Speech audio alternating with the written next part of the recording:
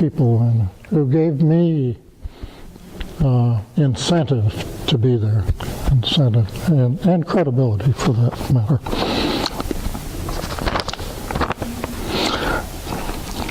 Yeah, and then just one last story, and Alicia mentioned our work with Haiti, and that's been important for me. It's one of those issues that I find very difficult to get my head around. It's easy enough to get your heart around some issues, but to know what's really helpful is a real challenge. But the one of the things that I did that I know was helpful is a couple of years ago, I took my 3 daughters and 3 of the grandkids who were 12 to 16, I think was the range at the time, to spend a week in this village that Alicia described. And we talked about it every day, what it meant to be there, what we were trying to do. And they were much better at building relationships than I ever was. They knew everybody in the village. I mean, not as soon as they got there, but after a couple of days, they would go and talk to everybody, and I'm still sort of in the back.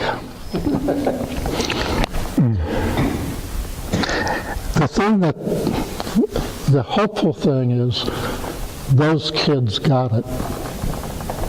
My kids, my grandkids, they got it. They understood when we got home. And that'll affect their lives. So I think that's probably the most we do, is to just influence people one-on-one, one at a time, getting Wendy to read a bunch of peace stuff. It was one of my real victories.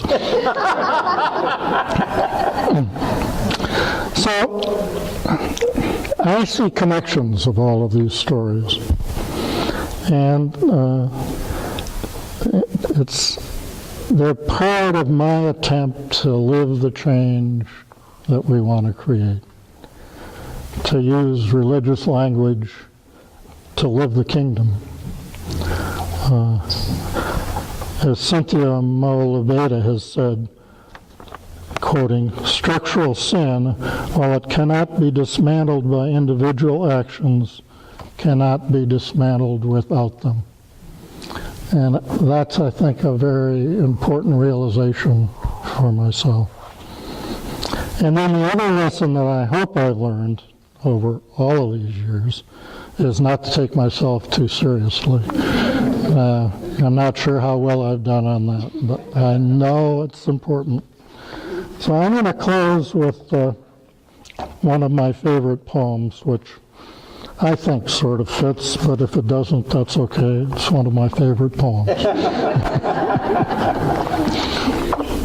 And it's by Mary Oliver, as those of you who know me well would have guessed, and it's titled "This World." I would like to write a poem about the world that has in it nothing fancy, but it seems impossible. Whatever the subject, the morning sun glimmers it.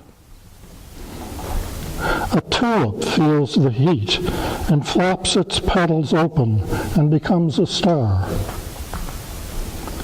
The ants bore into the peony bud, and there is the dark pinprick well of sweetness. As for the stones on the beach, forget it. Each one could be set in gold.